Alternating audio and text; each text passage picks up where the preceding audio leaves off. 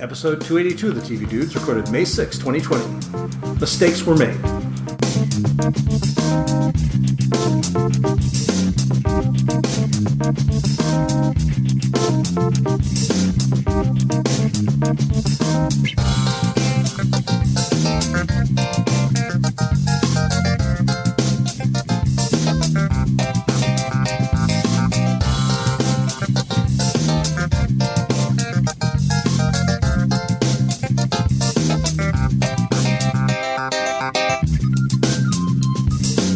Listen, guys, mistakes were made. Maybe we accidentally sent someone to the afterlife and they were getting better, like in Prime's Upload. Maybe we started a revolution that could end all human life, like on Westworld. Maybe we're working some weird, mysterious technology underground, like in Prime's Tales from the Loop. Or we just keep messing up the time stream, like in Hulu's Future Man. It might be that we made an 8-minute insensitive song about jailhouse rape, like Dave. Or we launched a 10-minute TV app for your phone right when the entire world was stuck at home with their TVs. Either way, we're going to deal with all that together this week, and a little bit more. But before we get to all that, we're the TV Dudes. I'm Randy. I'm Kyle. I'm Les. And yeah, we got a bunch of stuff to talk about this week, guys. We're going to get right to it. So first of all, go ahead, Kyle. Can I just say, Randy, never has there been a more perfect intro. That was just, that was a thing of beauty. You know what's great People should know. You know what's great about quarantine? A lot of time to write intros. No, I'm not even patronizing. That is a thing of beauty. That was a good intro. Les, I laughed. I cried. It was almost as good as Allie's speech. Les, you've got You should turn that into a Quibi series. You've got an interview. It's too long for a Quibi series. Yeah. Les, you've got an interview coming up soon that you just conducted. Indeed. Just got to speak with actress Annie Golden, who was Norma on Orange is the New Black. And so that was a really fun chat. We talked for about 25 minutes or so. She was also on High Maintenance in season 3. She was Barbie, and which was a role written specifically for her. Yeah. Yeah, just a really great actress. She was in the cast recording of Hair. Yeah, really fun chat. So look for that.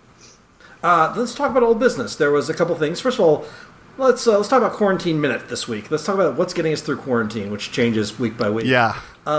This one's an easy one this week. It is, but here's one thing before I get to that. When I started watching Westworld, HBO had this thing. I don't know if you guys saw this thing that was the we'll get through this, it's okay to not be okay, with all the HBO like stars. Mm-hmm. Oh, yeah, I saw that made me tear up. Like, that was really good.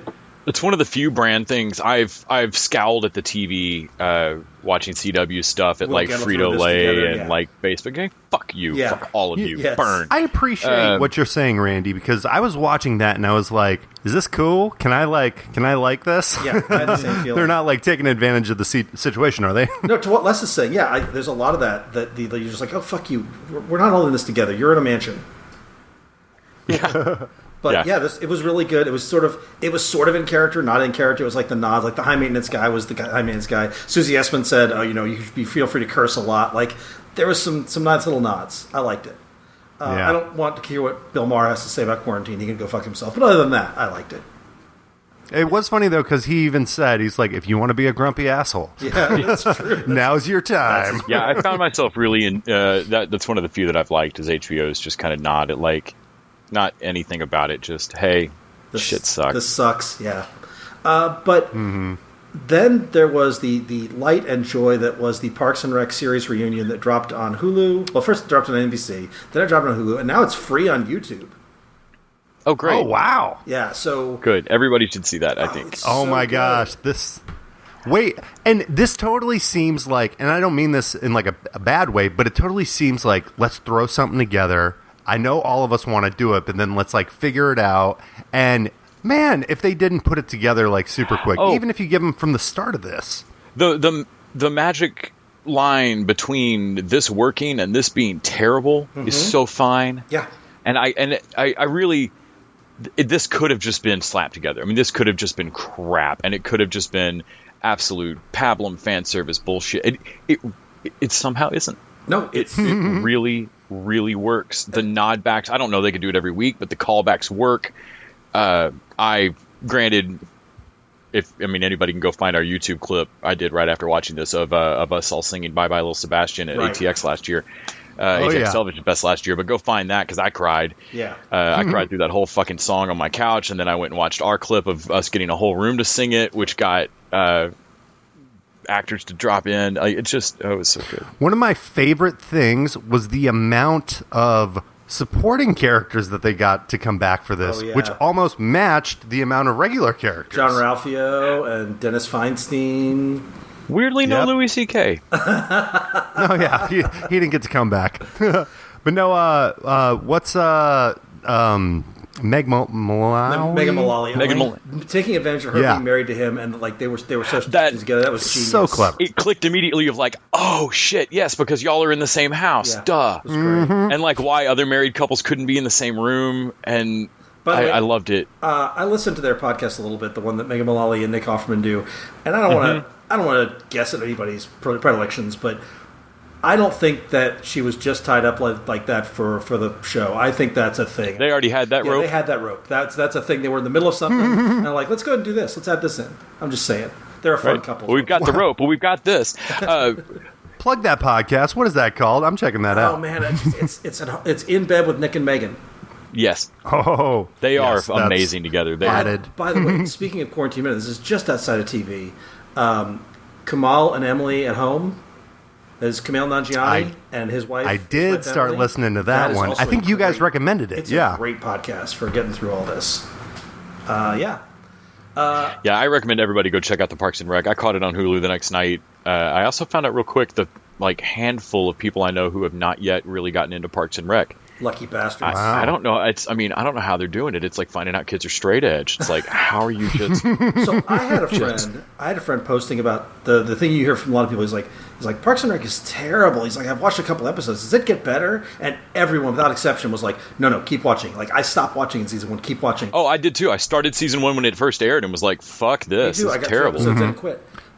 And somebody was like, go back and watch season 2. What's amazing? Yeah, just start at season 2 and then watch season 1 as like a crazy Elseworld Parks and Rec bonus. Once you're cold in love with all these people, then go watch season 1. Season 1's better at that point. But it's funny because he's now posting about how he's in season 2 and it's cracking him up consistently. I'm like, see, told you.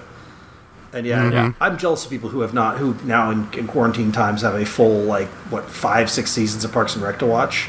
It's more. Do you know what my wife said to me yesterday? What's that? She goes, I've heard a lot about this Community show. Have you ever watched that before? And I was like, yes, it's trending. we're rewatching. Especially with the Russos making noise about a movie. It's trending because it's on Netflix now. Yes, I love that people were flipping out. It's like every once in a while down the comment threads on those, you'd see somebody go, "It's been on Hulu for years." Yeah. By the way, finally piqued her interest. We get to go back and watch it again. Nice. I watched a couple episodes this week just because it was on Netflix. I love that show. There's a Quibi connection to Community for the show that I watched on Quibi, but that's very later when we get to our new Quibi Corner. Quibi Corner. Before we get to that, let's talk about one last bit of old business, and that is the Dave season finale. We did a deep dive on Dave 3 times, so we're not going to spend a ton of time on this, but the season finale of Dave was killer. Yes, I got my wife to watch all of Dave basically in a run. Like, we watched the first 3 or 4 episodes with me going, you just got to get to the one with Gata's backstory. And then I went to bed, and I woke up the next day, and she's like, I fell asleep in the jail one. So we woke up. So we watched the rest of the jail one together. The jail one. No lie, I have not lied or laughed gut-wrenching laughed like that. I can't tell you the last time. I was literally dying. The shit joke in the penultimate episode in Allie's Toast. Yes. I laughed so. We talked about that episode last week, but. One thing we didn't mention was one of Kyle and I's other favorite shows, High Maintenance, shares some DNA here. Ben Sinclair directed that Allie's Toast episode, which veers between the gut laugh and holy shit chills sweetness, and the series finale. They saved it all for the end. Well, that opening with and the you don't even need jailhouse rap thing he's doing. Yes, you're like, what is going? Is this really happening? Is this a dream? What is this? And then we get it's a pitch. Did anybody else catch the only 2 times the whole season he's rapped is pilot and the finale? Yeah, I love that. Well, are you going to include John's Gone? He didn't really get to perform that one, but yeah, he did. John Gone. Yeah, we've seen him warm up. But no, the thing is he gets to use rap as a superpower in this show. Yeah. And not to sound corny, but like the show is all about how he is a fish out of water in like the rap game. So the only times we get to see him rap is when he needs to save his ass with it. Yeah. And I feel like even though we got to see essentially the music video at the beginning of this and to see him rap that song, that was more of getting to see him have another folly and another fumble kind of on his journey to like, you know, being the little Dicky we know now. No, that's 100% what it is, Kyle. It is his superpower, and it's like Dave is his alter ego, and Little Dicky is Superman. You're 100% right. Yeah. That's what it is. And he pulls. He's very confident in it, but he only gets to pull it out a couple times. And I also love the big story here, tying in with our theme of mistakes were made, is that he is about to make the biggest mistake of his life. He is about to double down on this creative thing that he like. It makes sense. You're like. You can't say, oh, well, it doesn't make sense. Why would he do this? Because you're like, well, maybe he shouldn't give up his creativity. And the super producer thinks this is great, so maybe he's right. Maybe he should stick That was the part where I was like, you know it's a bad idea, because the skeeziest character is like, do it. Man, I really thought it was bad at first, but then, man, it really brings it back around. And, like, I want to not believe you, but we've fallen for that before you actually do have 24 #1 hits. Yeah. But then when Gata cuts through it all, and that's the reason Gata's there. Yep. But then Lil Dicky just like Charlotte, it's like, man, you're about to embarrass yourself in front of 8 million people. Are you sure you want to do this?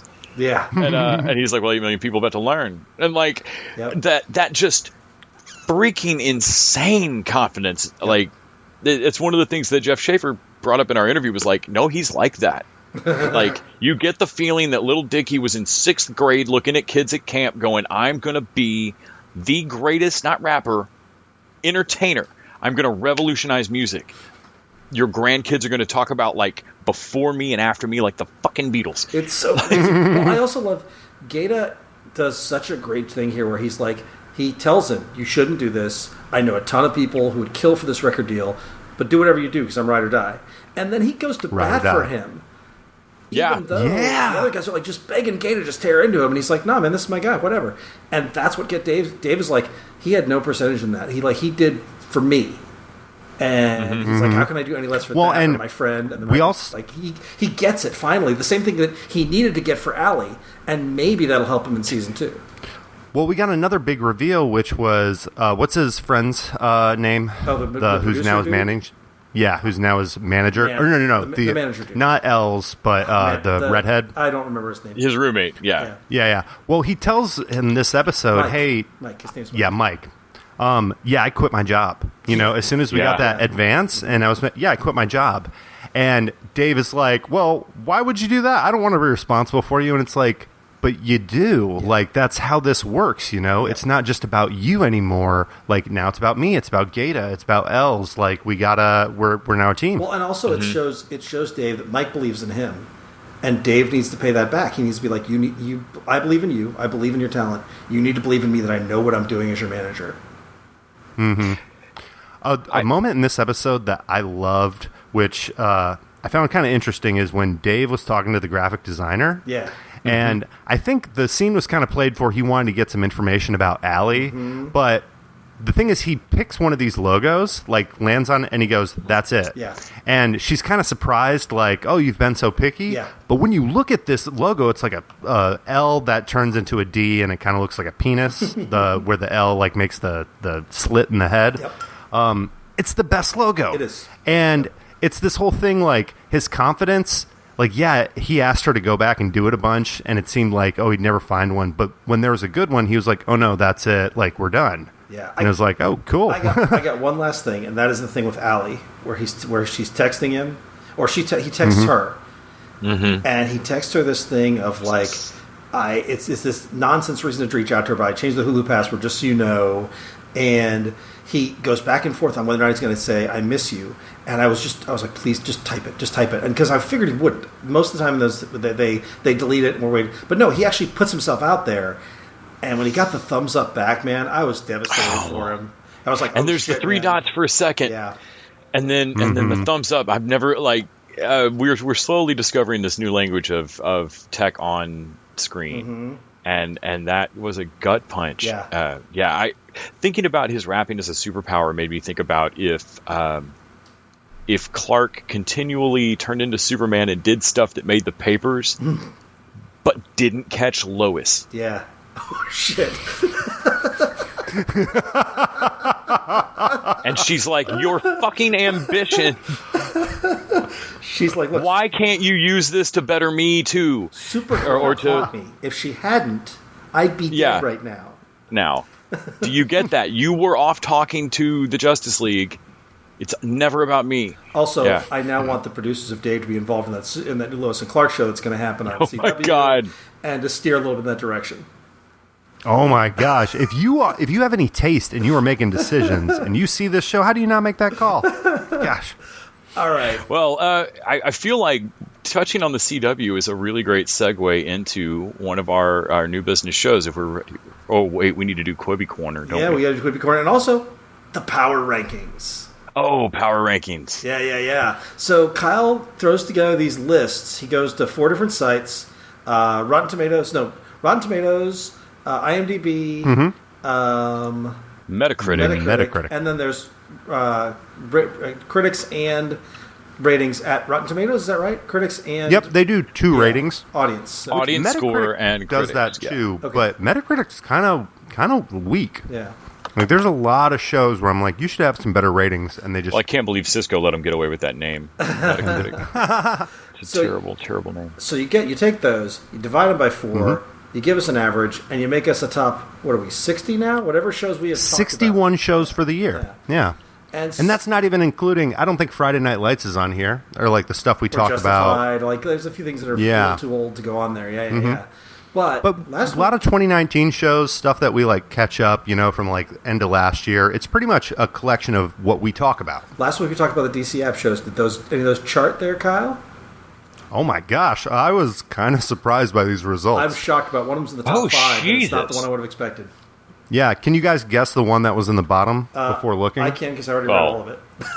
Yep. Yes. So number 36 with a combined 289 out of 400 is Titans. With a lot of bullets, just all the bullets and blood. That's way higher than Titans should be, by the way. Which I saw a screenshot of Superboy in the black shirt, and I was like, ooh, I want to see that in live action. That was cool. That's one of their better bits, yeah. Now you're making me want to watch some more of this. I don't want to. It has crypto. But here's the crazy... What? It's got crypto too? Got crypto. Dang. So the crazy thing is, I don't know if you listened to last week's episode, but everything else is in the top 15. It's crazy. Wow. Yeah. Which, one of the shows I thought was the best of last week, the new Harley Quinn animated series, Season 2, it got a 342 out of 400, putting it in the number 13 spot on our list. Which is not bad, but honestly, it should be above the other ones. Yeah, I thought that for sure. In fact, I was really surprised that number 11, Midnight Gospel, came in with a combined 345 out of 400. I'm not, because of Adventure Time and as a podcaster, like it's got a following. It's like if Kevin Smith did a show. It doesn't matter if it's good. It matters it's got a built-in audience. But the show's also kind of new. It came out on the 20th of October. I feel like there's a lot of shine still on Midnight Gospel. Yeah, I'm wondering if that score is going to come down when more people watch it. We'll keep it posted. In fact, I didn't put it on this list, but next week, the scores on Dave jumped. Like, I caught it after, I was just peeking around afterwards. So we'll find out next week. Dave did make a jump on the list. I'm not going to, I know what spot it is. I ain't going to tell you guys. I got to tease it. But very surprising. Young Justice broke the top 5 that is on our list. Really shocking to me. It's coming for you, Rick and Morty. 354 out of 400, beat What We Do in the Shadows by 1 point. Over there on DC All Access. And like I said, I haven't seen this newest season with The Outsiders, but I went back to season 1 because I've never watched it, and I get, just like Clone Wars, I get hooked on it. I could just keep going. Speaking of which, you guys watching that end of Clone Wars? I have dropped off. I assume at some point we will do some kind of binge through, and I will have to pick up Star Wars again. They've like straight up changed the titles and like have announced this is where it crosses over with Revenge of the Sith, and we pretty much get Ahsoka's story parallel to Anakin's, where we hear about going nuts about it right now. It's pretty cool. So that'll be in the wrap up at some point, I'm sure. All right, thank you for our top 5, our power rankings, Kyle. Yep. Ba-da-ba-ba-ba. So let's talk. Just real quick mention. As always, you guys can send us a thank you at our Patreon. We got patreon.com/tvdudes, and throw us $1 an episode. That gets you bonus exclusive content every week. We get like an extra 20-30 minutes. Well, somewhere between 15 and 30. That's like usually non-TV stuff. And in addition, you help us keep up with all the streaming services and all that kind of stuff, and we really appreciate it. So thank you to all our patrons.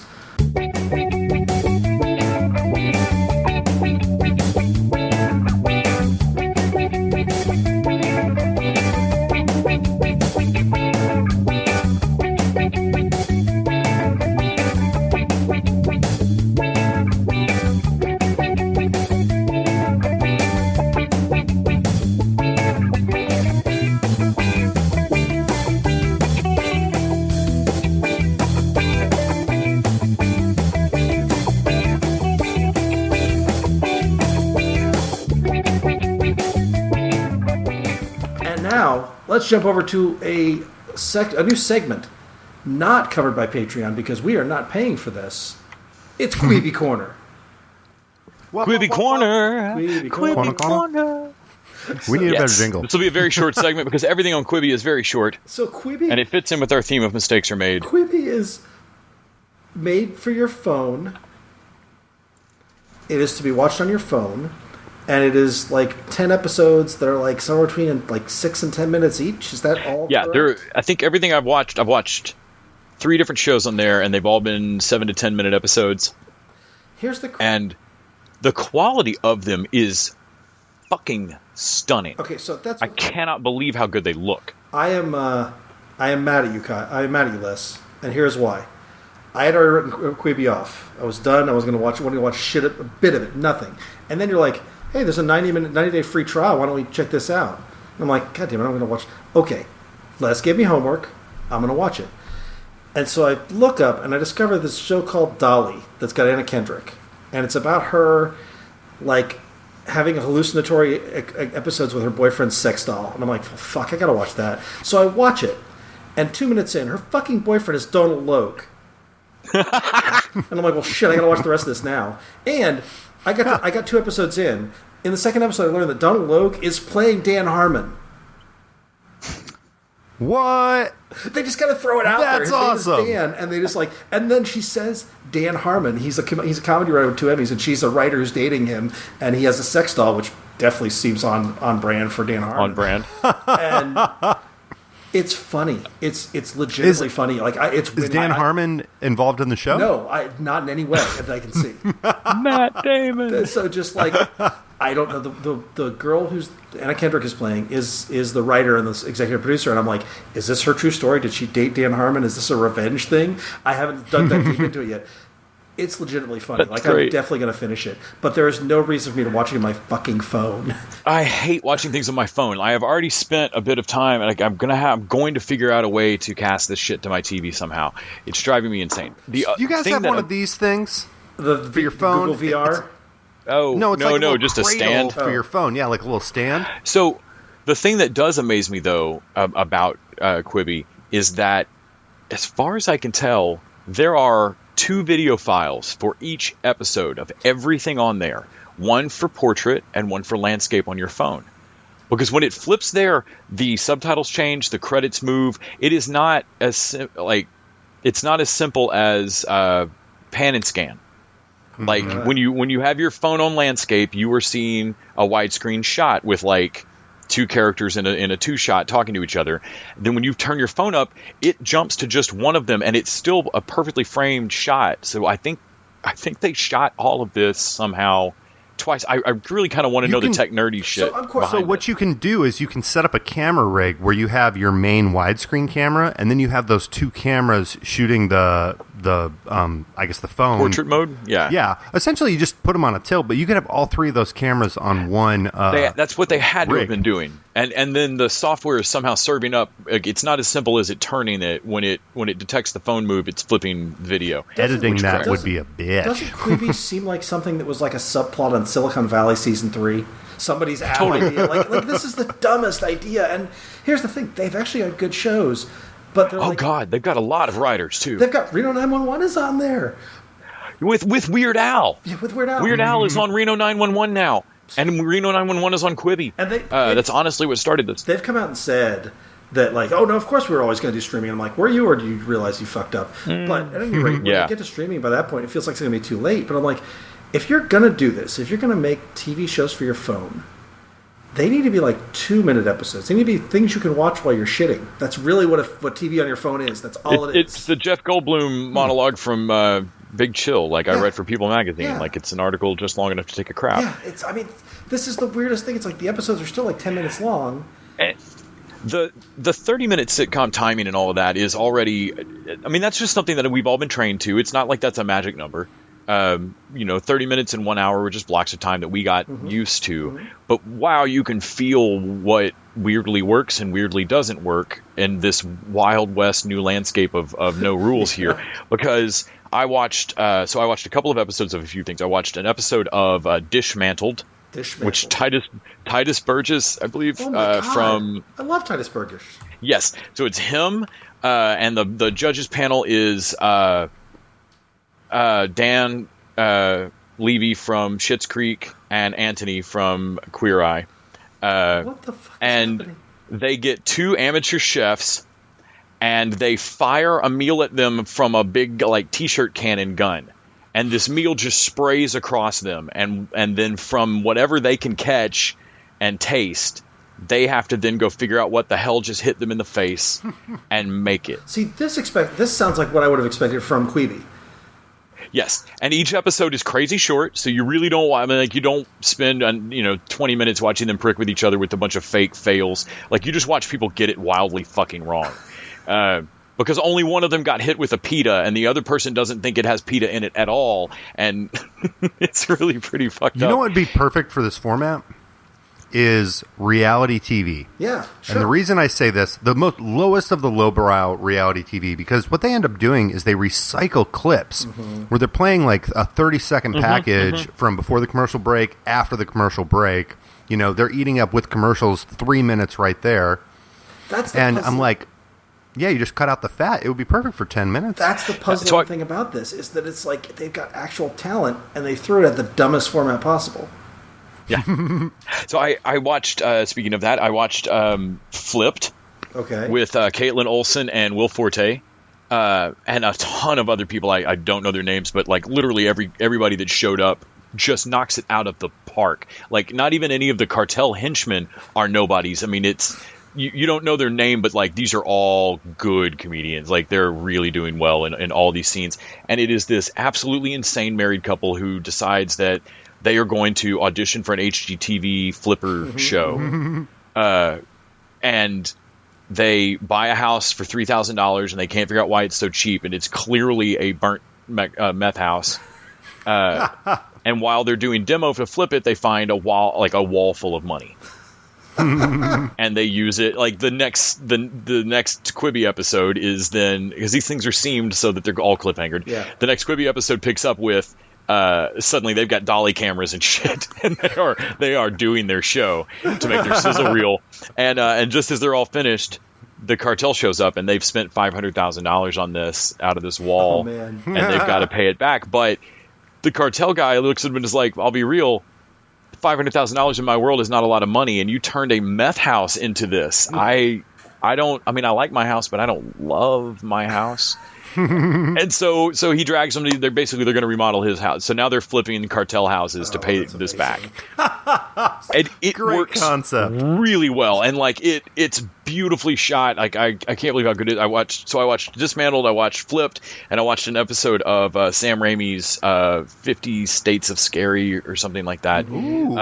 They take a folktale from each state or an urban legend from each state and do it up. That one actually worked least well, not because Sam Raimi doesn't make a hell of a product, but because it has to be broken down. The first one I watched, I think, was Michigan, and it's broken into 3 episodes. So it's 3 7-ish minute episodes. So you didn't play by the rules. You made a 30-minute show and cut it. Yeah, that's not fair. Into 3. Yeah, that's not fair. And it feels weirdly different. I don't know. Quibi's definitely going to be a slow discovery of like where these weird lines are in my head of like, that doesn't work. That works. I have a theory based on flippers. Do you think that Quibi is a money laundering scheme for the cartels? And this was a way to get a lot of their money into Hollywood, and they didn't care about any return. I took art in college. Like, I don't understand economics, but I feel like this is one of those things where they're like, no. On paper, we're going to lose $1 billion, yes, but it'll work out. And we're all going to walk away rich, just us four. Or it's a producers type thing where they're trying to get something that will be canceled. Oh, see, that's where my brain goes. Is like, yeah, is this some combination of like the Fantastic Four? Like Quibi is a great way to get 60 properties that you were going to lapse copyright on, made in an air quotes kind of way. Well, I imagine with Varsity Blues is coming out. With something like Reno 911, like we don't know that their deal didn't say, oh, if we do something under 10 minutes, like we can retain the rights to it, right. And still distribute. I'm also like, when are we going to get our first, Game of Thrones level hit that's going to warrant an after show? And is the after show going to be 10 minutes or like more like 5 minutes? Yeah. The Quibi That's going to be Die Hard show. The Quibi after show can only be watched on your Apple Watch. Yes, or Facebook Watch. It's even smaller. So yeah, so when Facebook launched Facebook Watch, I bring this up every fucking time. Yeah. It should be a real watch. It should be an actual watch like Dick Tracy. Yes. Why isn't it a real watch? Why is that just the name? Anyway. So Quibi Corner. The takeaway from Quibi Corner for me though is, God damn it, I'm going to watch some of these shows. I'm going to end up watching more of this, and I still hate watching things on my phone. I'm watching them all in portrait mode. That Dane DeHaan one looks pretty cool. I'm probably going to give that Hemsworth one an episode. Stupid amount of content on this thing. Yeah, and there's more to come. Yeah, this was going to be a dumb one-off joke, but instead it's probably going to be a recurring. No, we're going to keep this going for 90 days. Quibi Corner.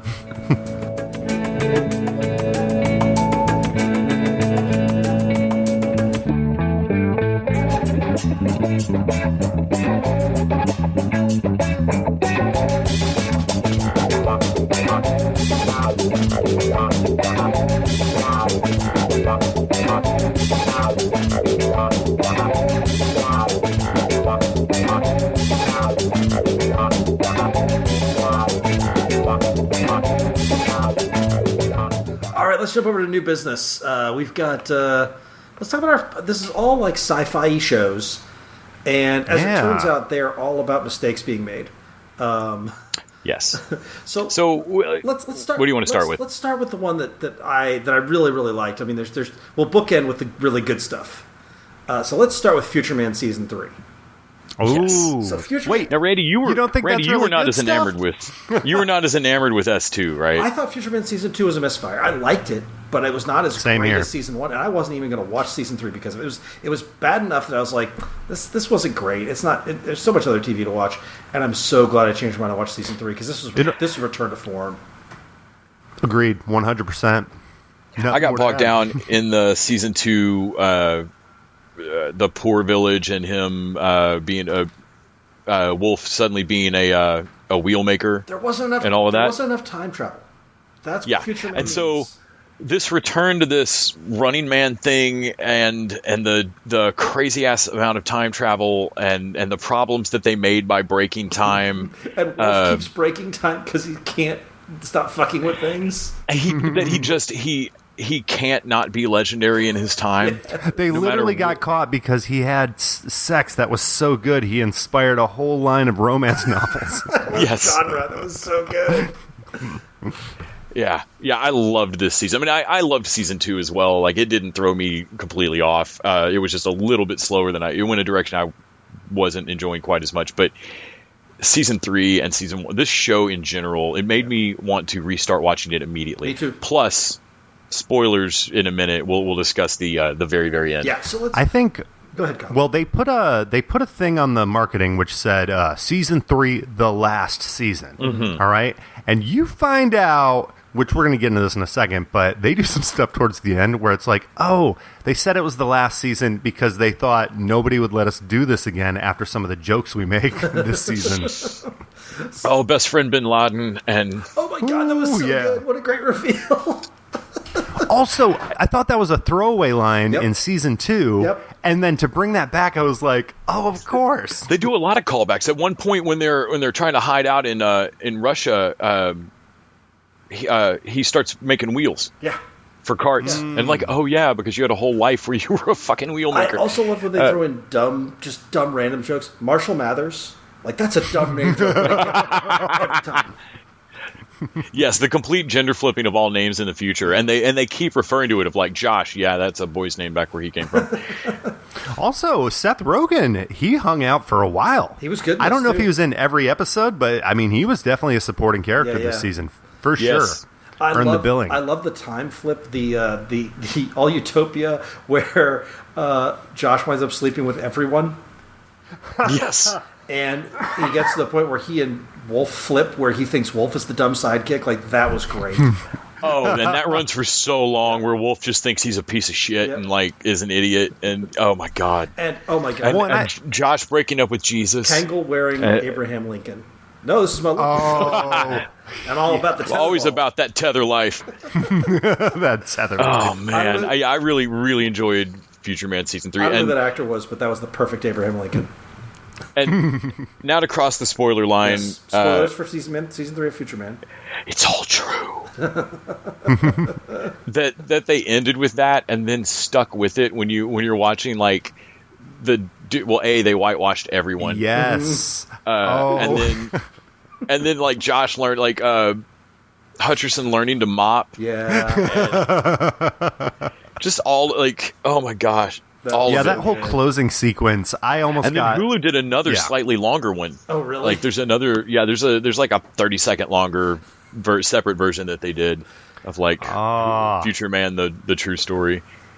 That was great. I thought the big spoiler was going to be the whole Jesus thing, which I was like... When they cracked that joke, I was like, oh, yeah, there's a bunch of people turning the TV off right now. Which one? Which Jesus joke? Well, just Jesus I'm going to spoil the joke. Yep. So Josh has just realized that he's been in a long-term relationship with Jesus, and Jesus walks around the corner. He opens up his towel, revealing his six-pack abs. He looks down, because it's a mid-frame shot, at his crotch, and he said, he has risen. Yeah, that was fantastic. That was just as good as making time-traveling good Bin Laden and Abraham Lincoln, the tetherball player, like... fucking around with people like Cameronium. Yeah. They couldn't have made that joke with Martin Luther King. That couldn't have been Martin Luther King. But he did have sex with Martin Luther King. It's in there. I know, but it was real tiny. I caught it, and I was like, ooh, that was much more tasteful. It was like in a montage of all the people from history he's had sex with. Super funny. Super fun. Yeah, I can't recommend Future Man enough. This isn't even... really a spoiler because this makes no sense what we're saying if you haven't watched it. No. Hey, this show just stormed onto my radar out of nowhere. 3 Thanksgiving Christmases ago? I think it was around when it came out, and we just all binged through season 1. I binged this one too. Now it's done. Yeah. I recommend everybody go watch this. 30-minute episodes. It was like a one-day binge for me. Yes. You know, I actually, so technically 2 sittings because I got halfway through the first episode. Literally right before the part where he realizes that they're in spoilers again, but he realizes they're in a time loop. Yeah. Like right before that, I cut it off and I was like, I'll come back to this later. I'm not feeling this. And then the second that happened, it's like I perked up and was like, oh, there's something interesting. Like there's a little bit of a story. And they give you just enough to chew on each episode to like connect. Because their comedy's great. Yeah. Like that never, they just didn't have any story in season 2 for me to chew on. Yeah, I get that. All right, so let's talk. They fixed that this season. Talking about 30-minute episodes that make it easy to clip through, I feel like that was the secret behind Upload. Yeah, so let's talk about Upload, and we're also going to talk a little bit about Tales from the Loop, which are both Amazon Prime shows. I have a theory that there's someone at Amazon Prime at the high up, like executive level, who's making everything boring. Because even the stuff I like, Marvel System Maisel, Expanse, I know some people like... Man in High Castle, Transparent. Like, even the stuff I like is so goddamn slow. And the stuff that I should like is really slow and boring. And I feel like Upload is like Greg Daniels from The Office, and it should be really funny, but there's like 2 funny jokes in this entire thing. That said, it's very watchable. Yeah, I think I got more of a kick out of Upload than you did. I really enjoyed a lot of the just the weirdnesses to the world. It reminded me of Avenue 5 in a lot of ways, I can see that. or what I wanted downsizing to be. Like the Got just a lot of downsizing vibes. Yeah, the AI having a crush on him. Yes. What cracked me That up, was one of like the them jokes that got me.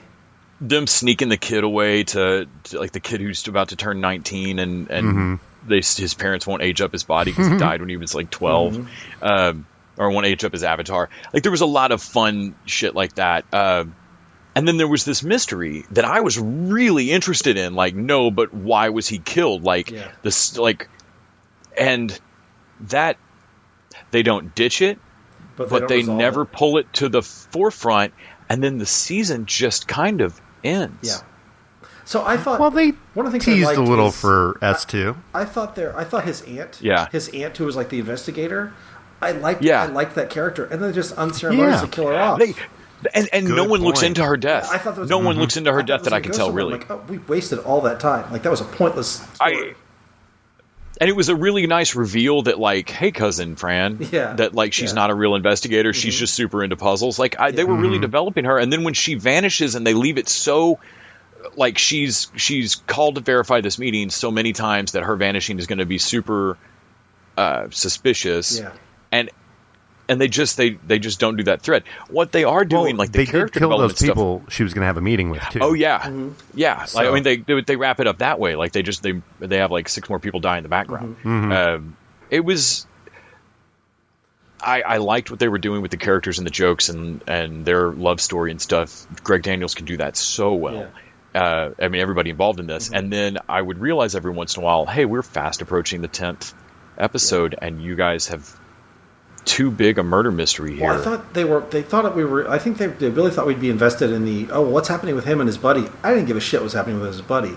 I wanted more. He was fun comic relief, though. Yeah, they don't spend nearly enough time on that. Yeah, no. His business partner Jamie. No. He's AOL for 7 episodes, and it to the point that I'm like, okay, well, you're trying to teach me what does and doesn't matter on this show, and Jamie's relationship doesn't matter. Yeah. And then he shows up at the end. He's a big thing, and I'm like, I don't like it. I did like what they did with his fiance, where she has a turn. Like we thought she was involved with killing him. We get the reveal of no, she was actually trying to save him. She's the only reason that he lives through it at all. And then we get the later reveal that she tried to save him because she knew they were going to kill him, which was a nice little bits of turn. I like the thing with her with his niece, where she's revealed to be sort of like she's been conditioned by this terrible family to be terrible, and she's not maybe that terrible. But they also keep going back and forth, like, no, she is terrible. Like, they don't want to give her they want to be so good because they don't want a real love triangle. They really want us to buy into the lead character and his angel. And I did. I thought that was a really good story. They really have a great chemistry. Robbie Amell shines here, by the way. He's great here. Yes, I don't want. So I've been straight through this show in one day. I mean, like I tore through this. The 30 minutes. That is a 2-day binge. Cut and the way that they paced dribbled out the mystery to me and everything, it kept me hooked. It's very well paced. And Robbie Amell, I don't want this to sound like the show wasn't great. He really shines. This guy should jump off of the CW superhero landscape, where it's the only place I've ever known him from. He is fully capable of making that jump. He reminds me of from Westworld. James Marsden. Yeah, I can see that. Where like you are the jock pretty boy, Sugar and Spice, which Marsden was great in a movie. But you've got something else there. But you've also got comedy chops and an ability to be wry. There's a moment when her dad shows up to tour the place and is like, show me the facilities. Cannot find Lakeview facility. I found 1,000 results for Lakeview enemies. I'm like, he's just fucking with them. Like, no, man, I'm a person. Come on. Like, you know, this show scared the shit out of me, you guys.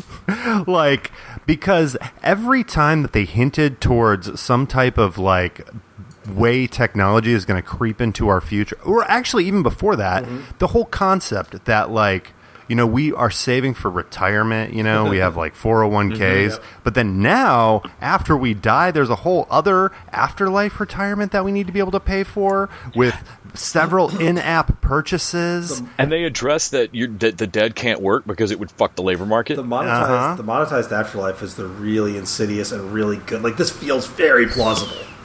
Almost everything in this show had a Black Mirror vibe of like, that is 2 steps away from a behavior. Like, that's a behavior we're almost comfortable with. All the stuff where they're like trying to communicate through screens and through suits. I'm like, oh, this is a quarantine show. Like, that hit perfectly. The weirdly, like, her date with Byron, where she completely weirds him out by like, or he gets completely weirded out by like, do you think having feelings for each other would make the sex like better? No, you know what? I sound like a pervert. I sound like some kind of creep. Yeah. Also, love their sexual consent technology. Yeah. Oh, that's Little so great. Cameras and condom wrappers that you stick to your chest and you record yourself having sex, so there's no question as to if there was any consent or not. Yeah. That and when he's at the drugstore. And it scans him. Your condom size is medium. I'm going to take the large. Anyway. Condom size dispute, aisle 4. Aisle 4. So yeah, on balance, I mean, it's quick watch, and I liked it. Yeah. But I was hoping for funnier, is what I would say. And also, I think the storyline doesn't resolve in a way I'd like. I can't explain how weirdly off the ending left me. Yeah. I don't know that they have a season 2, and that was a really unsatisfying resolve to a lot of stuff. So we're going to spend I think they had a couple... Well... I disagree with you on the ending, but I also did not get the comedy vibe from this very much. Like, I definitely looked at this more as, like, literally kind of like a horror movie, kind of like a Black Mirror. Like, I was invested in, like, I don't want anything else bad to happen. So the way that they left the season where, not only is he part of this now, the 2 gigs, but then and then more happens. But I was kind of digging on it. I'm going to be there for season 2. I'll watch season 2, but they pitched it as from the co-creator of The Office. You can't tell me they didn't want it to be a comedy. One last thing. When Red popped up on screen, or that actor, did you guys not go, oh, something insane's going to happen? I didn't notice it, to be honest. So the actor who played Red in The Office, he also played the billionaire who was the first person to be put back into a body. Oh, no, that guy. Yes. That guy, yeah. Yeah, but like I noticed who it was. That it was, the scan me, motherfuckers. Yeah. Put me back in. No, I knew that was going to be that was a pretty funny part. I got really mad at the emotional punch at the very last scene where she seems to be mad at him for being terse with her on the phone. Yeah. Where I'm like, but where he just went. Yeah. And you work for the company that does this, so you know how 2 gig works. It was a bad scene. Manipulative. Yeah. And it made like purely manipulative because it didn't fit the character. Anyway, Overall, I did like the show. Same. Let's talk about a show also on Amazon that I deeply, deeply did not like. Same here. Did anybody else watch Tales from the Loop? I watched the same 15 minutes of the first episode 3 times, and I could not... Kyle, did you watch any? I watched the trailer a couple times. It looked pretty dope, but I didn't get around to it. It's very pretty. It's got nice mood music. Simon Stollenhag, I'm not pronouncing his name right, there's no way. He makes these beautiful paintings that are haunting and empty and combine technology and the kind of melancholy sadness, and the resulting show that they made from these paintings is like if Eureka had nothing happening. Yes. Like when they bring something to life in sci-fi, but it doesn't have a soul inside it, and it's just like automaton. Yes. Like I watched the whole first episode of this. I think I fell asleep twice and kept having to restart it in the same 54-minute episode. Philip Glass does the music. The pedigree on the show is stunning, and it looks gorgeous. And I was so fucking bored by the first episode. And the way it paces out, the story that finally resolves, which they tell you in the last 5 minutes of it, is super cool. And I was like, wow, well, that's actually kind of neat, you sons of bitches. The way that you explained that in 54 minutes makes me want to hurt all the people involved. And this goes back to my Amazon Prime theory. It's like, this is a story. It's not that the premise is good, the creatives is good, something about it, but someone I think its executive notes is saying, no, tell the story differently. Like, I didn't quite understand this. Can you make it? Can you dumb it down a little bit? Can you? You know what it looked like to me? It looked like the new Twilight Zone on CBS with Jordan Peele. Yeah. What if instead of making the Twilight Zone, Kyle, we just discussed the way that Twilight Zone made us feel? Oh, look. There's a robot in those trees. Where do you think they come from? Terry Gross hosts Tales from the Crypt. That's pretty much the whole... That's 54 minutes of that, and there's like 10 more of them. I don't know. I couldn't do it. There's no way I'm going back to it. All right, so let's jump. Let's have the end of our good sci-fi sandwich. Let's talk about Westworld. We talked about it a little bit with Grant a couple weeks ago. Then there were 2 more episodes to wrap this whole thing up, and I loved this season. I was so happy with the season finale. I still really don't know how to process this season. It's over. It's over. Yeah. Like, it feels like it was so short, and it feels like it was so simple compared to the other ones. And I know that all that means is that there is like a year's worth of shit for me to unpack if I go back and rewatch this. I feel like. Go ahead, Kyle. Oh, I had this theory going into it earlier in the season. I don't know if you guys remember, I was like, I think they're in Future World. And this last episode, it hit so many of those like story beats, you know, where it's like level 1, level 2 boss, you know, now we're going to get past this. I'm like, how is this not like a park where he's running through a simulation? And they didn't go there at the end. Nope. Or what if old William at the start of season 1 is a host, and season 1 takes place after this? So what I liked about this, like, I've had friends that have been emailing me crazy shit that I'm like, I cannot possibly run down why that might be wrong, but I feel like that's not true. The thing I like about this is you don't even have to overcomplicate it that much. Like, it is a rumination on the nature of free will and whether that's a good thing or a bad thing. Like, the whole thing, Sirach, is it Sirach? Yeah. So he's an arrogant scumbag, but and we're definitely not. We're supposed to be rooting for Dolores and Jesse Pinkman's character, whose name I've forgotten, and even Maeve, and for them to like do this whole thing. But at the time, I'm watching it, and I'm like, you know what? If you could take all the Trump people and freeze them, and then take away our free will, and the world would be utopia, I don't know that I'd be against it. And I feel like that's you don't know what side you'd fight on. That's the thing. I'm like, yeah, no, it's shitty. It's like it's a terrifying idea to take away free will, but at the same time, it's free will to fuck up the world. It reminded me of The World's End. Yeah.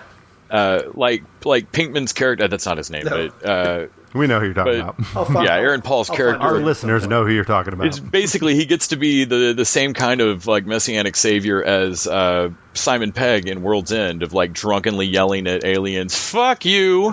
We'll ruin the planet if we want to." Because like that's really because you can see how Sirach got to this point. I mean, if you and your brother are just only survived a nuclear holocaust because you happen to be far enough outside Paris that you only had slight chromosomal damage from watching it vaporize, like that's insane. And you can see where you'd be like, no, the world has to have a yoke put on it or we will all die, especially when you start running simulations and they all lead to extinction events, all of them. Yeah. But you have to wonder, the machine kept seeing Dolores as a aberration or whatever. She couldn't predict her, right? So did any of its predictions on human extinction events ever factor in us and hosts working together? Right, that's true. Yeah, and I don't know. And I love that Dolores' plan is like multi-leveled. It's like Dolores gets some really great moments here. She gets to be like, no, I didn't pick you because you were a propensity for violence. It's because I think you can choose.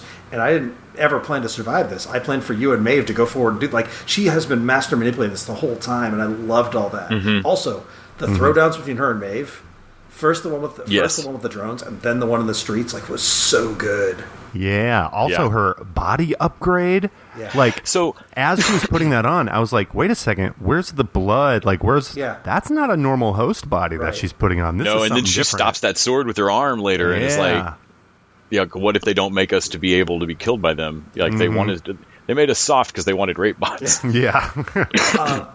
When she put on that, I love that scene. We saw it in the trailer when she's putting on the opera glove, basically, of her hand and skin. And I'm looking at that body, and my first thought was, but how are you going to get the upper part of your arm on now? Like, you just put your shoes on before your pants, lady. So Caleb is Aaron Paul's character's name, and I thought they did a great job deepening him in these last 2 episodes where they reveal that he's basically been an assassin for Sirach this whole time.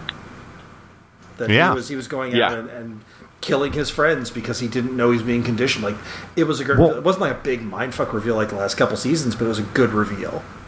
Mm-hmm. Mm-hmm. Well, we did get a mindfuck reveal towards the end, which I don't know if we want to mention that yet, but we got... So, the chilling part of this episode was when we find out at the very end that Sirach, this whole season, has been rocking an earpiece, and that he is saying whatever Bahodram tells him to say. That essentially he's been the voice for the Upgrade computer style. the whole time.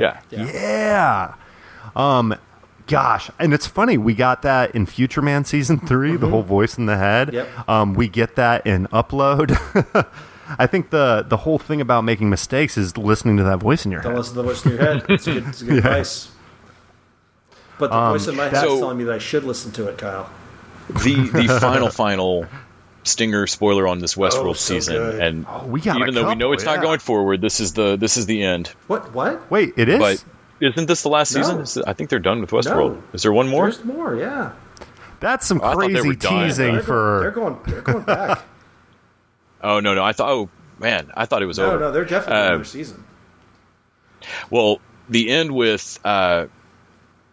you can't call her Dolores anymore. The Dolores Charlotte? Lucy Hale. But Hale. Yeah. But the Charlotte Hale. That's right. That she is basically a blend of Dolores and Maeve's Awakenings. Yeah. Like, she is... Because Maeve's Awakening stemmed from deciding that I don't care if my child is fake. I care about it, and I'm gonna decide whether that's real to me or not. And Dolores is, I'm going to make enough robots to annihilate humanity. And then that's basically where she is, only now she's got that burned arm and is scary as fuck. What happened to her family was so fucked up, and realizing, oh God, she's going to crawl away from that car, and you have just pissed her off. Yep. Mm-hmm. And then the Man in Black robot, such a great... I can't wait to see that play out. Yeah. Also, that was a great ending. I loved Maeve getting up there and there was a couple big callbacks here. Dolores talking about there's such ugliness in the world. I choose to see the beauty. It's a callback to season 1, and then Maeve saying, "This is the new world, darling. You can do whatever you want." That's a callback to I think season 1 or 2. Like, there were some great callback stuff. Mm-hmm. Oh yeah, she's been saying that since season 1. Yeah. That's like what she would. That was part of her loop. Whenever new people. Speaking of season 1, the new hooker, the old hooker shows up, and she's a badass. Oh, Clementine. That was so yes, cool. Who rides Death that rides the fucking horse. Yeah. Like when they make her the plague death that causes violence. I loved how all the riot stuff they did. It felt very steampunk, very like when the crime app goes crazy, and he's got bodyguards helping him on the street and stuff. Yep. Like that's when I was like, this has to be a park. Marshawn Lynch was catching the tear gas. Oh, I guess those skills translate. That was so good. And doing football moves on those barriers. So good. Mm-hmm. Yeah. So it looks like they've not officially ordered season 4, but Joy and Nolan have said that they plan to make at least one more season, but they're being very coy about whether there'll be a 5 or a 6. They were definitely talking about it when they were talking in the behind. Apparently, they've discussed it being 6 seasons at one point, and a movie. And now they're being coy. But it sounds like there will definitely be another. Great, because I was like, you know what, guys? I don't know where the world goes from here, so maybe this is just it. But like, if that's where y'all are ending this whole show. Damn, that's really truncated.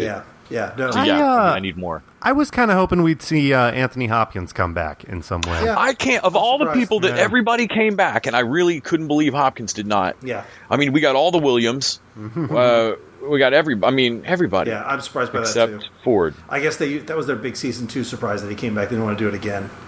Yeah. But I was surprised when he came back in season 2. I mean, even their CGI young Hopkins could have walked. They just shown that clip of him walking through the lab one more time. But this was a great finale. I'm super excited to see the next season, whatever in 2022, if we're all still here.